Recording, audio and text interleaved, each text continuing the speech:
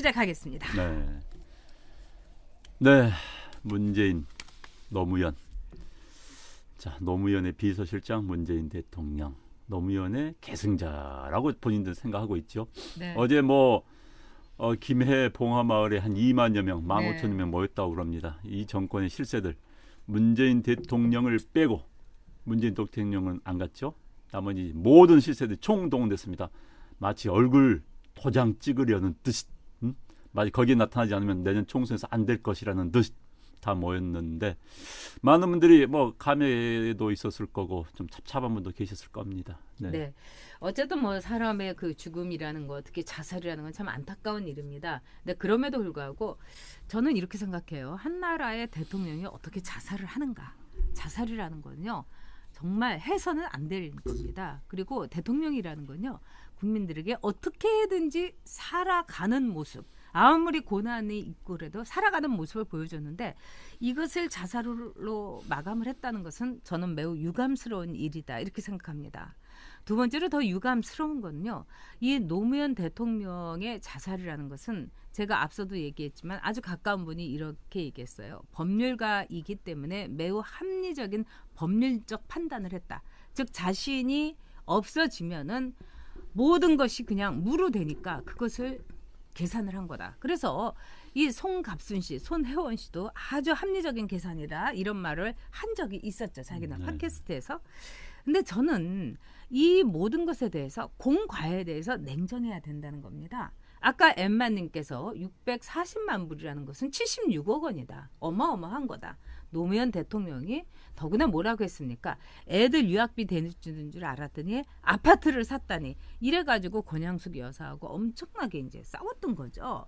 그렇기 때문에 이 모든 것에 대해서 공과 과로 돼야 되는 겁니다. 근데 지금은 어떤 점에서는 무슨 어마어마한 종교 집회처럼 우상화된 거예요. 절대로 자살은 미화해서는 안 되는 거죠. 근데 윤초롱초롱님 말씀 그대로 지금 굉장히 아주 심각한 건데요.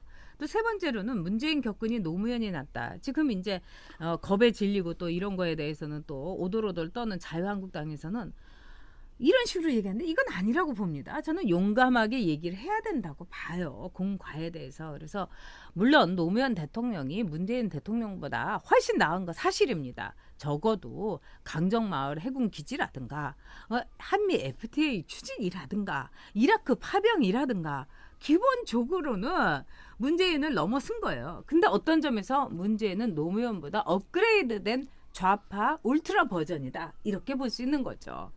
그렇지 않습니까? 근데 어제 문재인 대통령보다 노무현 대통령이 낫다는 이야기는 부시 대통령이 정당하게 이야기를 했어요. 맞아요. 부시 대통령이 정리를 했습니다. 양국 자기 본인 이제 재임 기간에 그러니까 부시 대통령이 2002년부터 2008년까지 노무현 대통령이 2003년부터 7년까지였죠. 그래서 같이 겹치는데 이런 이야기를 했어요. 차이는 있었다. 두 사람의 차이는 있었다. 그렇지만 한미 동맹의 중요성과 공동 가치에 우선한 것에 대해서는 차이가 없었다. 그러면서 이제 이라크 참전을 이야기했죠. 노무현 대통령이 그 이야기했어요. 근데 대통령이 아니었더라면 평범한 노무현 같으면 반대했겠지만 대통령으로서는 찬성할 수밖에 없었다. 이런 이야기 했었죠.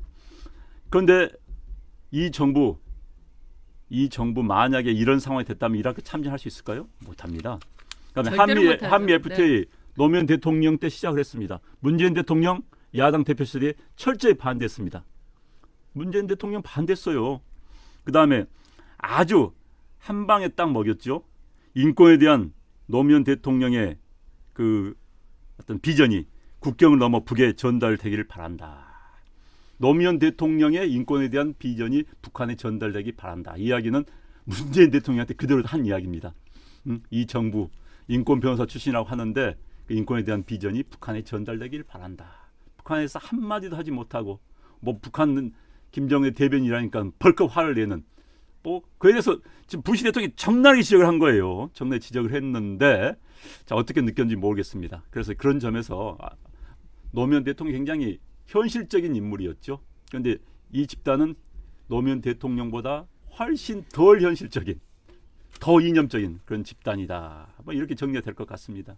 그렇습니다. 그리고 권양숙 여사에 대해서 그 좌빨들이 진짜 무슨 국모님 뭐 이래 가면서 뭐 여사님 뭐 너무나 이제 권양숙 그 뭐 이렇게 대단하게 막 떠받들고 있는데 문제의 핵심은 권양숙이 돈을 받았다는 거예요. 그것도 박연차한테 네. 박연차한테 막 찔러가지고 우리 앞으로 어떻게 먹고 살 거 아니 그렇게 고향에 내려가가지고 다 대통령 유지비 다 나오지 않습니까? 네. 비서진부터 생활비 다 나오고 이러는데 왜 돈을 달라고 했는가? 그건 뭐겠습니까? 그런 점에서 이 권양숙 여사는 어떻게 보면 국민 앞에서 자기가 사죄를 해야 됩니다. 그럼요. 또 국민 앞에도 사죄를 해야 되지만 문재인 대통령도 검찰에서 압박 수사를 안 했다고 그 당시에 이 장례 위원장으로서 얘기를 했어요. 그렇다면은 이런 모든 것들이 사실에 근거해서 내가 죄인이다. 이 한마디는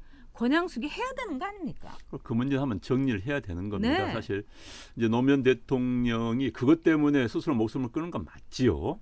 권양숙 여사가 받은 640만 달러 그렇죠. 때문에 목숨을. 저는 노무현 대통령이 직접 받은 사람은 아니라고 생각합니다. 그런 사람은 아니었어요. 그렇기 때문에 그런데 이제 부인은 노무현 대통령을 못 따라갔죠. 노무현 대통령의 생각을 못 따랐기 때문에 돈을 받아 먹었고 그것 때문에 부부싸움 하다가 솔직히 이제 스스로 목숨을 끊었는데. 어찌됐든 그 문제에 대해서는 한 번쯤 정리를 해야 되는 겁니다. 해야 되는 거죠. 네. 네. 그리고 저도 미국에 가서 그 아파트를 봤는데 정말 초호화 아파트. 미국에 있는 교포들이 너무 창피해했던 아파트입니다. 왜? 아니 한국의 대통령이 그것도 뭐 국민을 위하고 뭐 어떻게 보면은 좌파 대통령 뭐 없는 자의 대통령 막 이렇게 한 사람이 돈을 먹고서 자살을 했다. 네. 그런데 바로 저 아파트가 아파트를 샀다더라. 이게 무슨 아프리카의 아주 그 독재자의 뭐 그런 것처럼 된 거 아닙니까? 그래서 그 해외 동포들이 굉장히 가슴 아파하고 아주 얼굴을 못 들고 다녔다. 이렇게 얘기를 했습니다. 네. 그리고 자꾸 이제 이 노무현 정부 나니까 노무현과 또 노무현 정부는 또 별개로 생각할 필요가 있다고 봅니다. 네. 노무현 대통령의 뭐 인간적인 배려 이걸 떠나서 노무현 정부가 했던 그 당시 대한민국 국정 운영은 엉망이었어요, 솔직히. 그럼요. 오늘 지금 자꾸 각 언론에서 이야기 하더라고요. 이 이야기를 보니까 저는 참 웃음이 났어요. 양극화가 확대되고 사회 분열이 되고 있고 정권 담당자들의 무능과 미숙, 실패의 가장 큰 원인이다. 그렇지 않아도 부족한 역량이 특정 가치에 대한 과도한 집착으로 더욱 제약됐다. 빈곤의 하향 평준화가 이루어졌다. 자질을 내세워서 미국을 자극하다가 결국 실제 속절없이 양보만 했다. 일시적으로는 소수 국민 지지자들 기분 좋게 했을지 모르지만 국익에 개입이 됐다. 군사독재 정권보다 더 빈부격차를 키웠다. 반서민 정권이다. 노정부의 서민은 배신을 당했다. 자, 이건 누구 이야기인지. 이낙연 국무총리 이야기입니다. 그렇습니다. 이낙연 국무총리 한 이야기인데 이 정권의 이걸 그대로 읽으면요. 이 정권에 대한 이야기가 똑같습니다. 그러니까 노무현 정부의 시즌2 제가 2012년 대통령 선거 때 노무현 대통령이 당선되면 문재인 대통령이 당선되면 노무현 시즌2가 된단 말을 제가 장명을 했습니다. 그 당시 미드가 굉장히 유행이던 시절이었어요. 그래서 시즌2라는 말을 썼었는데 이거 읽으면 그대로예요. 오히려 더 악화된 겁니다. 이념은 더 강화됐고 현실적인 경제 정책이랄까 정책은 더 약화되는 그런 상황이 벌어지고 있는 겁니다. 그런데 이야기는 누가 했느냐? 이낙연 현 국무총리님께서 하신 이야기입니다. 네, 지금 기가 막히고요. 저는 이제 문재인 대통령이 정말 노무현 때 비서실장을 했기 때문에 그때 얼마나 처참한지를 보고 있었을 텐데 이분은 비서실장 할 때 일도 제대로 안 한 것 같습니다. 근데 문재인 대통령은 그렇다 치더라도 그러면 노무현 대통령에 대해서 우리가 뇌물 외에도 정말 자유한국당 말대로 노무현은 아주 훌륭했다. 문재인에 비하면 뭐 이렇게 얘기하기도 참 뭐할 정도로 그 당시에 우리 사회에 그 지도자가 대통령이 편가르기를 한 게 처음이었습니다. 그전에는 대통령은 하지 말아야 될 말이 있었기 때문에 편가르기에 대한 어떻게 보면 표현은 하지 않았어요. 근데 강남 사람하고 차 마시는 뭐 그런 사람들을 위한 이익 뭐 이런 식으로 얘기를 한다든지 그다음에 더 기가 막힌 건 대통령 노릇 못 해먹겠다. 이 말에 사람들이 그냥 뒤집어 엎어진 거예요. 그다음에 탄핵도 그렇습니다. 물론 저는 그 탄핵이라는 게 우리 역사에서 진짜 없었으면 하는 아주 그 가슴 아프고 정말 안 좋은 일이죠. 그럼에도 불구하고 노무현 대통령이 탄핵으로 이렇게 투표로 이렇게 가게 된 거, 국회에서 가결된 거, 이건 뭐였냐면은 그날 노무현 대통령이 자기가 선거법 위반에 대해서 국민에게 담화를 했습니다. 아마 여러분 잊어버리신 분도 많을 거예요. 그때 뭐라고 했냐면 좋은 대학 나온 사람이 우리 형님 같은 사람한테 승진해달라고 말하자면은 머리 조아리러 갔다. 이러면서 남상국 사장이라는 말을 한 거예요. 아마도 그날 남상국 사장은 가족들하고 보고 있었을 겁니다. 그러면은 그때 노무현 대통령이 그런 말을 하니까 다 댓글이 몰려면 저 남상국 사장 이민 가야 되는 거 아니야? 어떻게 고개를 들고 살아? 이게 쫙 올라왔어요. 남상국 사장이 여러분 어디 갔습니까? 한강으로 간 거예요.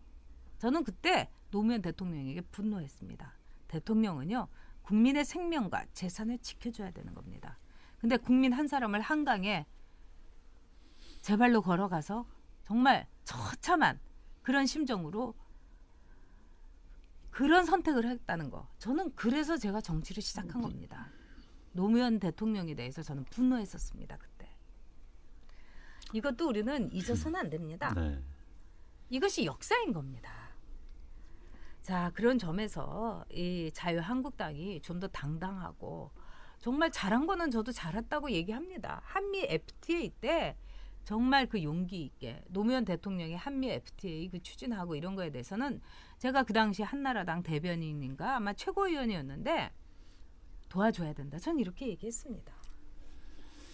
아무튼 노무현 정부 때 집값 네. 많이 올라서 강남 사람들만 박수치고 좋았었죠. 그렇죠. 결국은요. 문재인 정부 들어서 똑같은 일이 벌어졌습니다. 네. 집값 얼마나 올랐습니까? 강남 사람들만 좋은 일 겪은 또 이런 상황이 돼버렸기 때문에 가장 반서민 정권이 누구였느냐? 노무현 정권과 문재인 정권입니다. 그렇습니다. 자, 무능한 사람들이 이념 과잉. 그게 딱 적당한 이야기입니다. 이념 과잉 때문에. 그런데 이제 이 정부는 노무현 정부가 더 심한 이념 과잉이죠. 그때 이런 게 있었던 것 같습니다. 이 정부 사람들은 노무현 대통령이 결국은 지지자들을 배신했기 때문에 다음 정권 창출을 하지 못했다. 지지자들을 묶었어야 되는 건데 하지 못했고, 그러니까 한미 FTA라든지 맞습니다. 이라크 파병 때문에 결국은 지지자들한테 밀려서 지지자들을 엮지 못해서 이런 생각을 가지고 있는 것 같아요. 그래서 끝까지 지지자들을 묶어가야 된다라는 사고 아닌 사고. 날 지지한 사람들만 국민이라는 생각을 가지고 있는 말 안 되는 생각을 지금도 주장을 하고 있고 그렇게 지금 국가를 운영하는 거예요. 이게 이제 걱정인 거죠. 그렇습니다. 박관수님 말씀대로 스스로 패족이라고 자인한 좌파들이 반성은커녕 날뛰는 이 세상. 정말로 우리 국민성이 문제인지 아니면은 그렇게 엠마님 말씀처럼 이렇게 잘 잊어버리는 사람이 문제인지 진짜 가슴 아픈 일인데 저는 중국에서도 그랬습니다. 그 모택동의 그 공과 과에 대해서도 확실하게 중국은 얘기합니다. 하물며 중국 공산당이 있는 나라가. 근데 이제는 정말 우리도 정치인에 대해서 또 전직 대통령에 대해서는 냉정해야 되는 겁니다. 네. 네.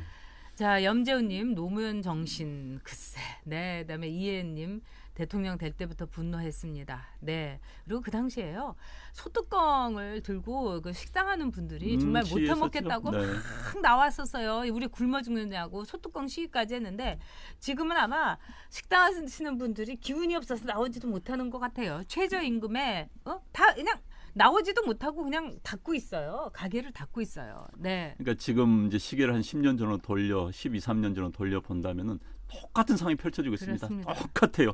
부동산 가격 오르지, 서민들 힘들지, 뭐 자영업자들 힘들지, 미국과의 관계 안 좋지, 똑같은 상황인데 그게 더 시즌 2 네. 한 단계 업그레이드된 판이다. 이렇게 생각하시면 될 것 같습니다. 네.